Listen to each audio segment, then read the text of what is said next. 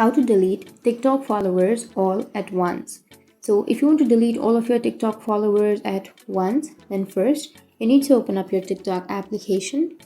And once you've opened your TikTok, now go to your profile, which will be on the bottom right.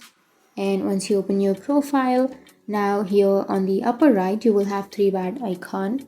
Tap on the three bar and go for settings and privacy. And under your settings and privacy, if you scroll down here, you will have support or report a problem option. Tap on report a problem, and here you can simply scroll down and go for submit a report, which is on the bottom of your screen. So here, let me tell you one thing, that you can't unfollow or you can't remove your followers all at once. You need to do that individually. So we don't have that option on TikTok, but there is a way. You can simply report the problem to TikTok and TikTok might help you with that. So here on the feedback, you have to write that I need to delete my followers all at once.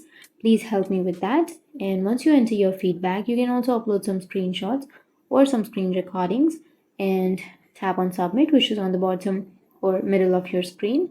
And once you tap on submit, TikTok will help you with that. That's how you can delete your TikTok followers all at once. And if you have any questions, feel free to comment below. Thanks for watching.